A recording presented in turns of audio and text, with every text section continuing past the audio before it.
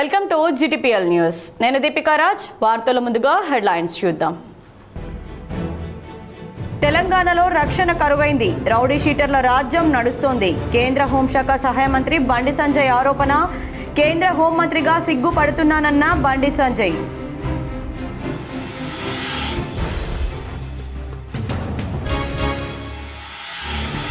పకడ్బందీ ఏర్పాట్లతో ముగిసిన మద్యం షాప్ టెండర్ ప్రక్రియ. లక్కీ డ్రాతో కిక్కు వీరులను ప్రకటించిన అధికారులు.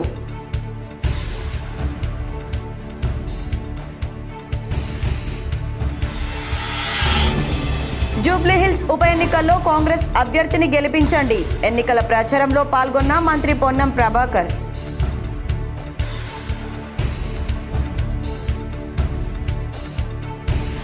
కార్తీక మాసం తొలి సోమవారం సందర్భంగా వేములవాడకు పోటెత్తిన భక్తులు. రాజన్న గుడిలో దర్శనాలు, భీమన్న ఆలయంలో ఆర్జిత సేవలు.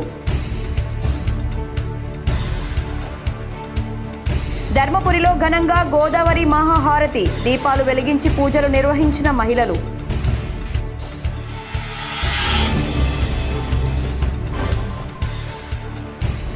కేటీఆర్ చొరవతో స్వదేశానికి చేరుకున్న గల్ఫ్ బాధితుడు. కన్నీటి పర్యంతమై కృతజ్ఞతలు. మొంతా తుఫానుతో తెలంగాణలో భారీ నుంచి అతి భారీ వర్షాలు కురిసే అవకాశం ఉందని భారత వాతావరణ శాఖ హెచ్చరికలు జారీ చేసిన నేపథ్యంలో రాష్ట్ర అధికారులకు సీఎం రేవంత్ రెడ్డి కీలక ఆదేశాలు జారీ చేశారు. రాష్ట్రంలో ధాన్యం, పత్తి, మొక్కజొన్న కొనుగోళ్లపై అప్రమత్తంగా ఉండాలన్నారు. రైతులకు నష్టం జరగకుండా, ఎలాంటి ఇబ్బంది లేకుండా కొనుగోలు జరిగేలా అన్ని చర్యలు చేపట్టాలని ఆదేశించారు. ముఖ్యమంత్రి ఆదేశాలతో ఈరోజు సాయంత్రం 5 గంటలకు జిల్లా కలెక్టర్లు, సంబంధిత ఉన్నతాధికారులతో మంత్రులు ఉత్తమ్ కుమార్ రెడ్డి, తుమ్మల నాగేశ్వరరావు వీడియో కాన్ఫరెన్స్ నిర్వహించనున్నారు. కాగా బంగాళాఖాతం నుంచి ముంచుకొస్తున్న మొంతా తుఫాన్ కారణంగా తెలంగాణలో సోమవారం పలు జిల్లాల్లో వర్షం కురిసే అవకాశాలున్నట్లు హైదరాబాద్ వాతావరణ కేంద్రం పేర్కొంది. మంగళవారం జయశంకర్, భూపాలపల్లి, ములుగు, భద్రాద్రి కొత్తగూడెం, మహబూబాబాద్ జిల్లాలకు రెడ్ అలర్ట్ జారీ చేసింది. కుమ్రంభీం, ఆసిఫాబాద్, మంచిర్యాల, ఖమ్మం, పెద్దపల్లి, వరంగల్, హనుమకొండతో పాటు మిగిలిన జిల్లాలకు ఎల్లో అలర్ట్ జారీ చేసింది. తెలంగాణలో రక్షణ కరువైందని, రౌడీ షీటర్ల రాజ్యం నడుస్తుందని కేంద్ర హోంశాఖ సహాయ మంత్రి బండి సంజయ్ ఆరోపించారు. కేంద్ర హోంమంత్రిగా తాను సిగ్గుపడుతున్నట్లు పేర్కొన్నారు. కరీంనగర్లో సర్దార్ వల్లభాయ్ పటేల్ 150వ జయంతోత్సవాల సందర్భంగా ఐక్యత మార్చ్ వాల్ పోస్టర్ను కేంద్ర మంత్రి బండి సంజయ్ ఆవిష్కరించారు. ఈ నెల 31 నుంచి నవంబర్ 25 వరకు ఐక్యత మార్చ్లో భాగంగా పాదయాత్రతో పాటు పలు సేవా కార్యక్రమాలు నిర్వహిస్తున్నట్లు తెలిపారు. ఐక్యత కోసం ప్రధాని నరేంద్ర మోడీ ఈ నిర్ణయం తీసుకున్నారని తెలిపారు. రాష్ట్రంలో ఇటీవల జరిగిన సంఘటనను ప్రస్తావిస్తూ ఘాటు వ్యాఖ్యలు చేశారు. రాష్ట్రంలో శాంతి భద్రతలు క్షీణించాయని, రక్షణ కరువైందని ఆరోపించారు. రౌడీ షీటర్ల రాజ్యం నడుస్తుందని, దానికి ఎంఐఎం వత్తాసు పలుకుతుందని విమర్శించారు. సంఘ విద్రోహ పార్టీ ఎంఐఎం, ఆ పార్టీతో ముస్లిం సమాజానికి, తెలంగాణకు, దేశానికి ఏం ప్రయోజనం లేదన్నారు. నిజామాబాద్లో రౌడీ షీటర్ కానిస్టేబుల్ను హత్య చేశాడని, హైదరాబాద్లో డీసీపీ పైనే కత్తితో హత్యాయత్నం దాడి చేశారని, గోరక్ష కార్యకర్తపై ఏకంగా కాల్పులు జరిపారని తెలిపారు. రౌడీ షీటర్ దాడిలో గాయపడ్డ పోలీసులను బీజేపీ పరామర్శిస్తే రౌడీ షీటర్లను ఎంఐఎం పరామర్శిస్తుందని విమర్శించారు. తుపాకులు ఉండాల్సింది సరిహద్దుల్లో ఉన్న సైనికుని వద్ద, సమాజానికి రక్షించే పోలీసుల వద్ద కానీ లైసెన్స్ లేకుండా ఆయుధాలు పట్టుకుని తిరుగుతున్న వారిపై చర్యలు తీసుకోవడం లేదంటే ప్రభుత్వ వైఫల్యం స్పష్టమవుతుందన్నారు. నేడు కాంగ్రెస్, నాడు బీఆర్ఎస్ ఎంఐఎంకు వత్తాసు పలకడంతోనే రెచ్చిపోతున్నారని ఆరోపించారు. ప్రభుత్వం అంటే రౌడీ షీటర్లకు భయం లేకుండా పోయిందని, యూపీ సీఎంను స్ఫూర్తిగా తీసుకుని రౌడీ షీటర్ల భరతం పట్టాలని కోరారు. ఓటు బ్యాంకు పాలిటిక్స్ కు పాల్పడితే మంచిది కాదన్నారు. 2 ఏళ్ల కాంగ్రెస్ పాలనలో అవినీతి ఆరోపణలు, అక్రమాలు, చీటింగ్ తప్ప సాధించిందేమీ లేదని ఎద్దేవా చేశారు. మంత్రులు, మహిళా అధికారులను ఇంటికి పిలిపించుకొని మహిళలను అవమానిస్తారా అని ప్రశ్నించారు. దానిపై సీఎం తక్షణమే విచారణ జరిపించాలని, సంబంధిత మంత్రులను బర్తరఫ్ చేయాలని డిమాండ్ చేశారు. 2 సంవత్సరాల కాంగ్రెస్ పార్టీ పాలనలో ఈ ప్రభుత్వం దేనిలో సక్సెస్ అయిందంటే అవినీతి, ఆరోపణలు, అక్రమాలు, 6 గ్యారెంటీల పేరుతోని, 420 హామీల పేరుతోని ప్రజలను చీట్ చేయడం. ఇది తప్ప ఇంకేమైనా సాధించిందా? కొద్ది మహిళా అధికారులను, ఇవాళ మహిళా అధికారులు అందరూ కూడా తెలంగాణ రాష్ట్రంలో నేను చూస్తాను, దేశవ్యాప్తంగా కూడా మళ్ళీ మహిళా అధికారులు మేము మహిళలము అని చెప్పి ఆలోచన, అధైర్యం లేకుండా, ఆ భయం లేకుండా మేము సమాజం కోసం, సమాజ సేవ కోసం, ప్రజలకు సేవ చేయడానికి మేము సిద్ధంగా ఉన్నామని చెప్పి ముందుకు వస్తున్నారు. ఇలా రక్షణ లేదు. ఇవాళ మీరు చూడండి, నిజామాబాద్లో డైరెక్ట్ రౌడీ షీటర్ కానిస్టేబుల్ చంపేసింది. రౌడీ షీటర్ నిన్నగాక మొన్న హైదరాబాద్ లో డైరెక్ట్ డీసీపీ గారి మీదే హత్యా ప్రయత్నం చేశాడు. కత్తితోనే చేసే ప్రయత్నం చేశాడు. మొన్న గోరక్షకుడైనటువంటి కార్యకర్త మీద గోరక్షకుడి మీద డైరెక్ట్ కాల్పులు జరిపారు. తుపాకుతో కాల్పులు జరిపారు. అంటే రౌడీ షీటర్స్ రాజ్యం వెళ్తుంది తెలంగాణ రాష్ట్రంలో. దీనికి ఎంఐఎం పార్టీ వత్తాసు వస్తున్నది. ఎంఐఎం పార్టీ మొదటి కూడా సంఘ విద్రోహ శక్తి పార్టీ, సంఘ విద్రోహ party MIM party. MIM party వల్ల ముస్లిం సమాజం కాదు, ఈ తెలంగాణ రాష్ట్రానికి దేశానికి ఏం ఉపయోగం లేదు. ఎంత దుర్మార్గం అంటే ఇవాళ ఎంఐఎం పార్టీ గోరక్షకుల మీద కాల్పులు జరిగిన రౌడీ షీటర్ ఎంఐఎం పార్టీ కార్యకర్త. జూబ్లీహిల్స్ కాంగ్రెస్ అభ్యర్థి నవీన్ యాదవ్ కు మద్దతుగా సీఎం రేవంత్ రెడ్డి రోడ్ షోలో మరింత జోష్ నింపేలా ప్రచార కార్యక్రమం రూపొందించనున్నామని ముఖ్యమంత్రి సలహాదారులు వేం నరేందర్ రెడ్డి ఎమ్మెల్యేలతో మంత్రి పొన్నం ప్రభాకర్ కీలక సమావేశం నిర్వహించారు. మినిస్టర్ క్వార్టర్స్లో జూబ్లీహిల్స్ నియోజకవర్గంలోని యూసుఫ్గూడ డివిజన్కి సంబంధించిన కాంగ్రెస్ పార్టీ నేతలతో మంత్రి పొన్నం ప్రభాకర్ సమావేశం నిర్వహించారు. ఈ సమావేశంలో ముఖ్యమంత్రి సలహాదారు వేం నరేందర్ రెడ్డి, ఎమ్మెల్యేలు ఈర్లపల్లి శంకరయ్య, కసిరెడ్డి నారాయణ రెడ్డి, బత్తుల లక్ష్మారెడ్డి, జయవీర్ రెడ్డి, బెల్లయ్య నాయక్, శివసేన రెడ్డి, గిరిధర్ రెడ్డి, గుత్తా అమిత్ రెడ్డి, ఎగ్గే మల్లేశం, లక్ష్మణ్ యాదవ్, ఝాన్సీ రెడ్డి, కుస్రు పాషా, సంజయ్ గౌడ్, డివిజన్ ప్రెసిడెంట్ ఫిరోజ్ ఖాన్, ఇతర ముఖ్య నేతలు పాల్గొన్నారు. ఉప ఎన్నికల్లో జూబ్లీహిల్స్ నియోజకవర్గంలో కాంగ్రెస్ పార్టీ అభ్యర్థి నవీన్ యాదవ్ మద్దతుగా ప్రచారాన్ని మరింత వేగవంతం చేసేలా కార్యాచరణ చేశారు. ముఖ్యమంత్రి రోడ్ షోతో మరింత జోష్ నింపేలా ప్రచార కార్యక్రమం రూపొందించనున్నారు. ప్రతి కాలనీలో డోర్ టు డోర్ ప్రచారం చేస్తూ ప్రజాపాలన ప్రభుత్వం అమలు చేస్తున్న సంక్షేమ పథకాలను వివరించాలని, లోకల్ క్యాడర్లో జూబ్లీహిల్స్లో కాంగ్రెస్ గెలుస్తుందనే నమ్మకంతో మరింత ఉత్సాహం నింపాలని నిర్ణయం చేశారు. ప్రతి 100 ఓట్లకు ఒక ఇన్ఛార్జిని ఏర్పాటు చేసి పోలింగ్ రోజు ప్రతి ఓటరు పోలింగ్ కేంద్రానికి చేరుకొని ఓటు వేసేలా పర్యవేక్షణ చేయాలని దిశానిర్దేశం చేశారు. పోలింగ్ శాతాన్ని పెంచేలా ప్రజల అవగాహన కార్యక్రమాలు చేపట్టాలని నిర్ణయం తీసుకున్నారు. యూసుఫ్గూడ డివిజన్లో భారీ మెజార్టీ సాధించేలా సమగ్ర కార్యాచరణ రూపొందించాలన్నారు. మద్యం షాప్ల లక్కీ కిక్కు వీరులు ఎవరో తేలిపోయింది. కలెక్టర్ల నేతృత్వంలో లక్కీ డ్రాలో విజేతలను ప్రకటించారు. ఉమ్మడి కరీంనగర్ జిల్లాలో 287 వైన్ షాప్లకు 7,590 మంది దరఖాస్తు చేసుకున్నారు. ఆశించిన స్థాయిలో దరఖాస్తులు రాకపోవడంతో ఈ నెల 18 నుంచి 23 వరకు గడువు పెంచి దరఖాస్తులు స్వీకరించారు. ఈరోజు లక్కీ డ్రా తీశారు. లక్కీ డ్రాతో షాపులు దక్కించుకున్న 287 మంది విజేతలను అధికారులు ప్రకటించారు. షాప్ దక్కించుకున్న వారు సంతోషం వ్యక్తం చేయగా, లక్కీలో కిక్ ఛాన్స్ కోల్పోయిన వారు నిరాశతో వెనుదిరిగారు. కొత్త షాపులు డిసెంబర్ 1 నుంచి పనిచేయనున్నాయి. కరీంనగర్లో కలెక్టర్ పమేలా సత్పతి నేతృత్వంలో లక్కీ డ్రా తీశారు. ఈసారి దరఖాస్తులు తగ్గినా సర్కారుకు ఆదాయం పెరిగింది. గతంతో పోలిస్తే ఈసారి 3,119 దరఖాస్తులు తగ్గాయి. దరఖాస్తు రుసుం 2 నుంచి 3 లక్షలకు పెంచడంతో 229 కోట్ల ఆదాయం ప్రభుత్వానికి సమకూరింది. గతంతో పోల్చితే ఈసారి ఉమ్మడి కరీంనగర్ జిల్లాలో 15 కోట్లు అదనంగా ఆదాయం లభించింది. లక్కీ డ్రాతో షాప్ దక్కించుకున్న వారు 2 ఏళ్లలో లైసెన్స్ ఫీజ్, ఎక్సైజ్ ట్యాక్స్ ప్రభుత్వం నిర్దేశించిన అమౌంట్లో 6 విడతలుగా చెల్లించాల్సి ఉంటుంది. మొదటి విడత 2 రోజుల్లో చెల్లించాల్సి ఉంటుంది. అందుకు డ్రా తీసిన ప్రత్యేక కౌంటర్ ఏర్పాటు చేసి మొదటి విడత అమౌంట్ వసూలు చేస్తారు. అందులో 33 నెంబర్లను జత చేయడం జరిగింది. ఆ 33 నెంబర్లను స్టీల్ బాక్స్ లో వేసిన తర్వాత లక్కీ డ్రా ద్వారా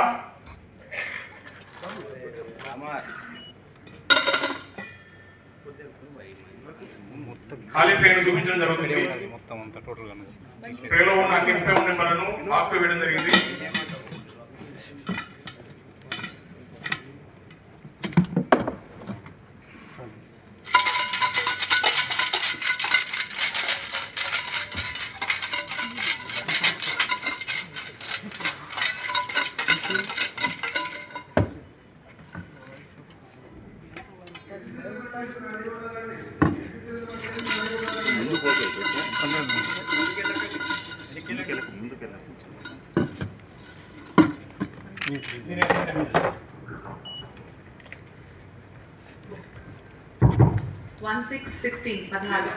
పదహారు నెంబర్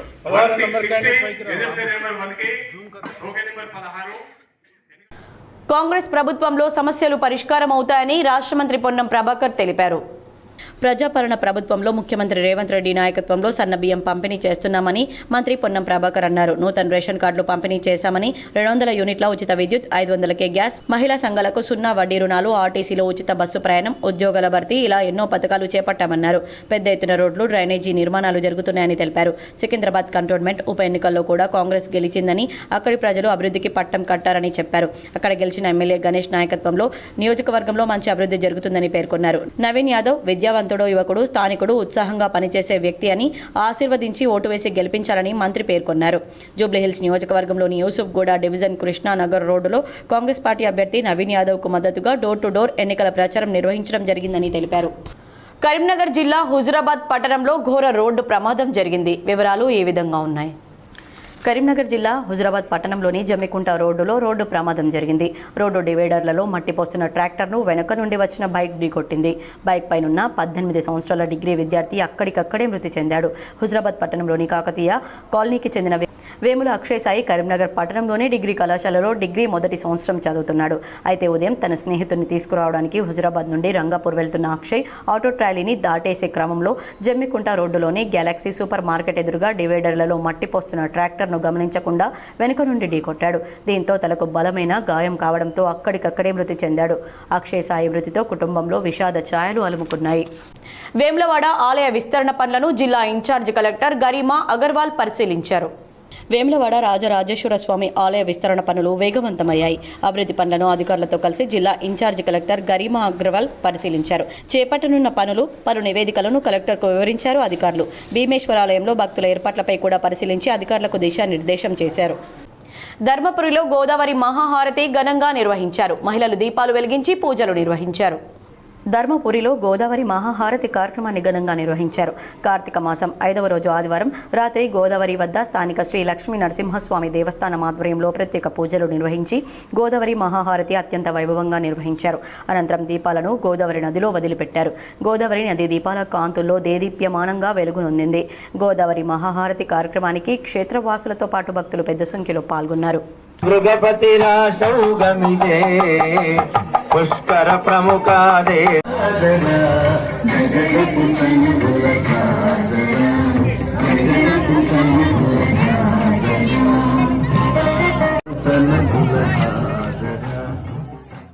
జగిత్యాల జిల్లా ధర్మపురి శ్రీ వేణుగోపాలస్వామి ఆలయంలో సోమవారం శ్రీ శైవ క్షేత్ర వనితా శక్తి ధర్మపురి మండల శాఖ ఆధ్వర్యంలో అమ్మకు మనసారే కార్యక్రమాన్ని అత్యంత ఘనంగా నిర్వహించారు.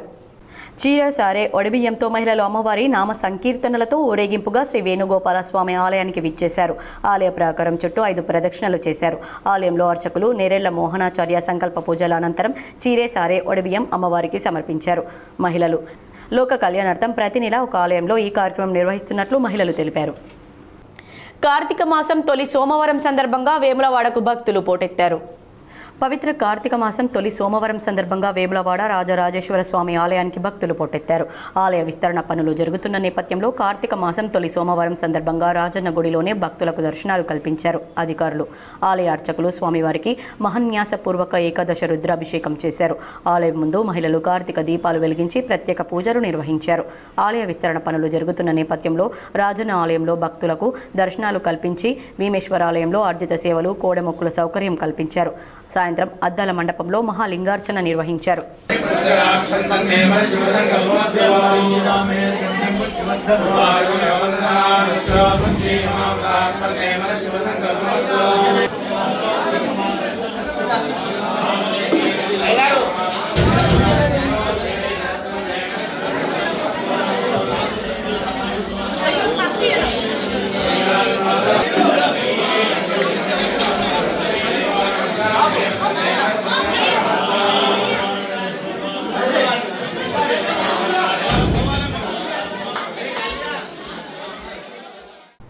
నిజమైన నిరుపేదలను అన్ని విధాలుగా ఆదుకుంటామని రామగుండం ఎమ్మెల్యే రాజ్ ఠాకూర్ అన్నారు. పెద్దపల్లి జిల్లా గోదావరిఖని ఎమ్మెల్యే క్యాంపు కార్యాలయంలో రాజ్ ఠాకూర్ మీడియా సమావేశం నిర్వహించి మాట్లాడారు. రామగుండం పారిశ్రామిక ప్రాంత నవ నిర్మాణం కోసం సహకరిస్తున్న ముఖ్యమంత్రికి మంత్రులకు ధన్యవాదాలు తెలిపారు. నియోజకవర్గ పరిధిలో కని విని ఎరుగని రీతిలో రోడ్లు, డ్రైనేజీలు, సర్వీస్ రోడ్డు, ఐలాండ్లను ఏర్పాటు చేస్తున్నామని, అభివృద్ధిని చూసి ఓర్వలేక కొందరు అవగాహన లేకుండా మాట్లాడుతున్నారని విమర్శించారు. రామగుండాన్ని మెడికల్ హబ్గా తీర్చిదిద్దడంలో భాగంగా మెరుగైన వైద్య సేవల నిమిత్తం ప్రత్యేక నిధులతో ప్రభుత్వ ఆసుపత్రిని అధునాతన సౌకర్యాలతో నిర్మిస్తున్నామని ఎమ్మెల్యే తెలిపారు. దీంతో పాటు రామగుండంలో 800 మెగావాట్ల విద్యుత్ కర్మాగారం ఏర్పాటుకు ప్రభుత్వం సానుకూలంగా ఉందని, విద్యుత్ ఉత్పత్తి నిలిచిపోయిన బీ పవర్ హౌస్ను కూల్చివేయాలని ప్రభుత్వం నిర్ణయం తీసుకుందని తెలిపారు. సింగరేణి భూములు కబ్జా చేసి నిర్మించిన కట్టడాలను కూల్చివేసి అందులో 30 కోట్ల రూపాయలతో కమర్షియల్ కాంప్లెక్స్ నిర్మిస్తున్నామని ఎమ్మెల్యే రాజ్ ఠాకూర్ తెలిపారు. ముఖ్యంగా పెద్దపల్లి జిల్లాని స్టేట్ అనే నంబర్ 1గా చేసే ప్రయత్నంలో భాగంగా ఈరోజు అద్భుతమైన ప్రణాళికలతోటి శ్రీధర్ బాబు గారు వారి నాయకత్వంలో నేను, మా విజయరమణారావు గారు, అటు లక్ష్మణ్ కుమార్ గారు, మరి దాంతోపాటు డెఫినెట్గా మా పార్లమెంట్ సభ్యులతో మేము కలిసి ముందుకు పోతాం. ఇవే కాకుండా మీకు తెలవాల్సిన ఇంకొక అంశం కూడా, ఇవాళ పెద్దంపేట మీద ఆర్ఓబి రైల్వే ఓవర్ బ్రిడ్జ్ కూడా శాంక్షన్ చేసుకున్నాం. కుద్దన్పల్లి ఓవర్ బ్రిడ్జ్ శాంక్షన్ చేసుకున్నాం.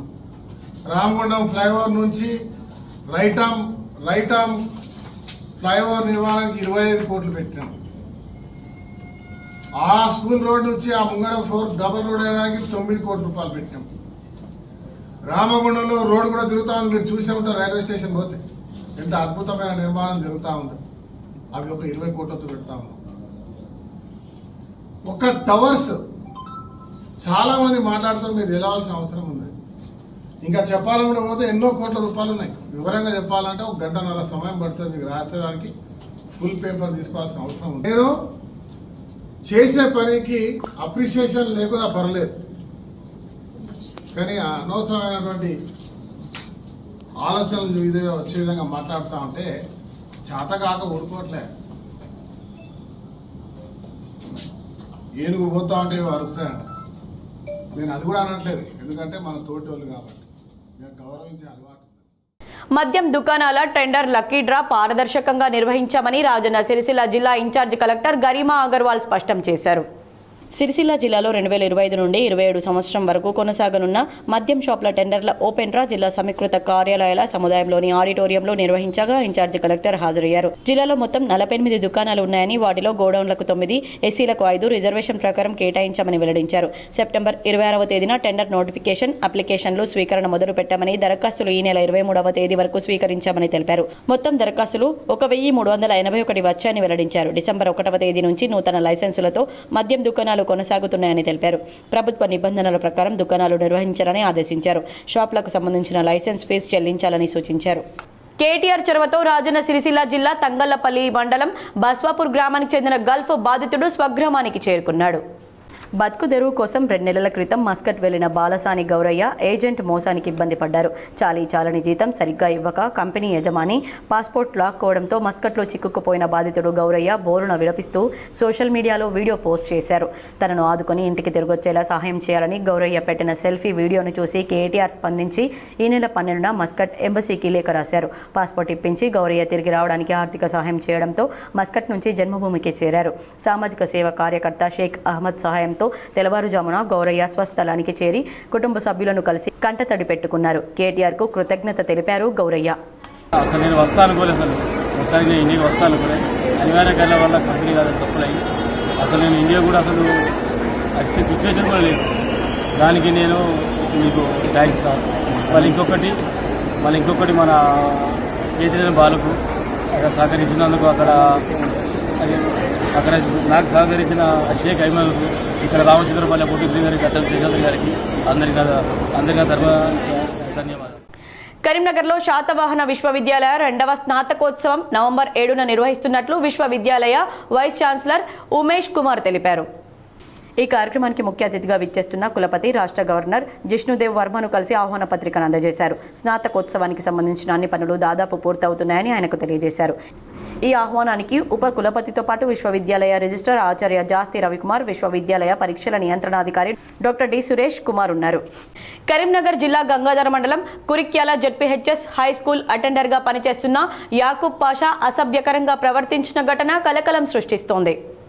కరీంనగర్కు చెందిన యాకూబ్ పాషా స్కూల్ విద్యార్థులు టాయిలెట్కు వెళ్లిన సమయంలో మొబైల్ ఫోన్తో వీడియోలు తీస్తూ అసభ్యకరంగా ప్రవర్తించినట్లు సమాచారం.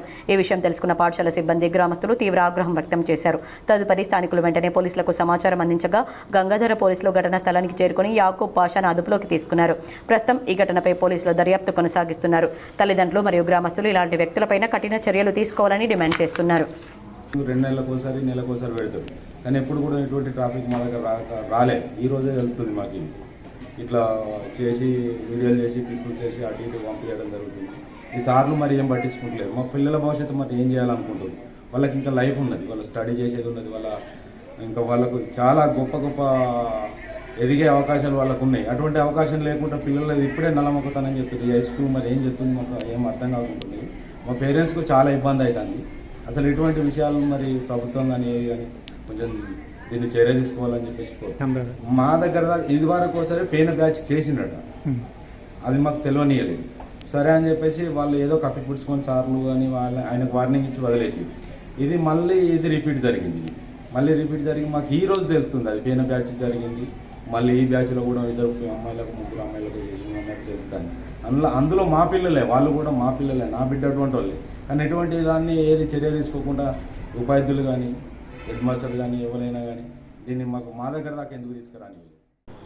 బంగాళాఖాతంలో ఏర్పడిన వాయుగుండం బలపడి మొంతా తుఫానుగా మారడంతో ఈస్ట్ కోస్ట్ రైల్వే అప్రమత్తమైంది.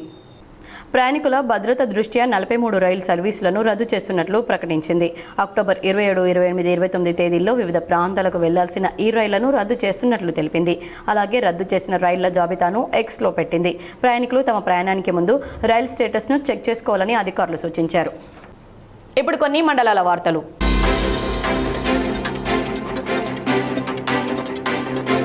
నాణ్యమైన విద్య, పోషకాహారం అందించడమే కేంద్ర ప్రభుత్వ ప్రధాన లక్ష్యమని, ప్రజలకు పోషకాహారం ప్రాధాన్యతపై మరింత అవగాహన కల్పించాలని కేంద్ర హోంశాఖ సహాయ మంత్రి బండి సంజయ్ కుమార్ అధికారులకు సూచించారు. కరీంనగర్ కళాభారతిలో మహిళాభివృద్ధి, శిశు సంక్షేమ శాఖ ఆధ్వర్యంలో పోషణ మాసం ముగింపు వేడుకలు నిర్వహించగా కేంద్ర మంత్రి బండి సంజయ్ ముఖ్య అతిథిగా హాజరై స్టాల్స్ను పరిశీలించారు.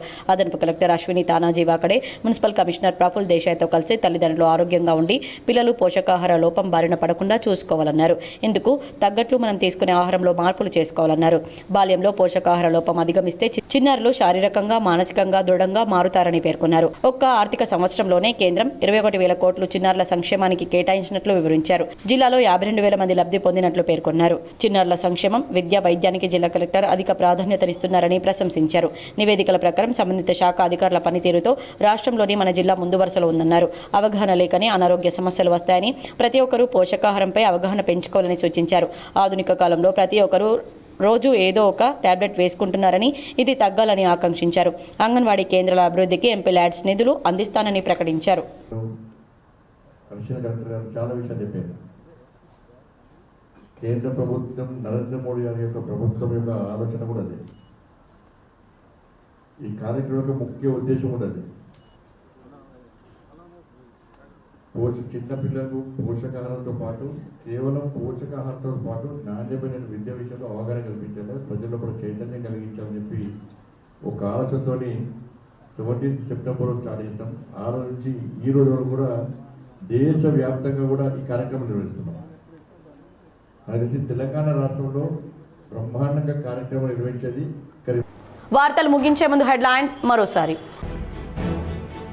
తెలంగాణలో రక్షణ కరువైంది, రౌడీ షీటర్ల రాజ్యం నడుస్తోంది. కేంద్ర హోంశాఖ సహాయ మంత్రి బండి సంజయ్ ఆరోపణ.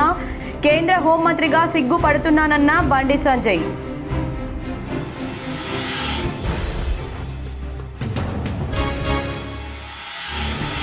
పకడ్బందీ ఏర్పాట్లతో ముగిసిన మద్యం షాప్ టెండర్ ప్రక్రియ. లక్కీ డ్రాతో కిక్కు వీరులను ప్రకటించిన అధికారులు.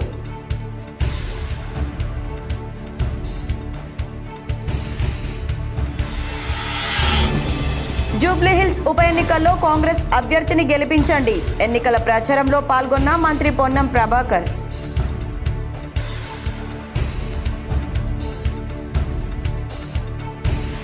కార్తీక మాసం తొలి సోమవారం సందర్భంగా వేములవాడకు పోటెత్తిన భక్తులు. రాజన్న గుడిలో దర్శనాలు, భీమన్న ఆలయంలో ఆర్జిత సేవలు.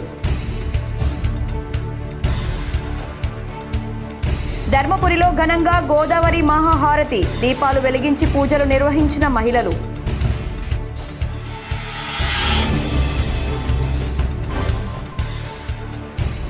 కేటీఆర్ చొరవతో స్వదేశానికి చేరుకున్న గల్ఫ్ బాధితుడు, కన్నీటి పర్యంతమై కృతజ్ఞతలు. ఈ వార్తలు ఇంతటితో సమాప్తం. తిరిగి ప్రసారమయ్యే వార్తల్లో మళ్ళీ కలుద్దాం. అంతవరకు చూస్తూనే ఉండండి మీ GTPL.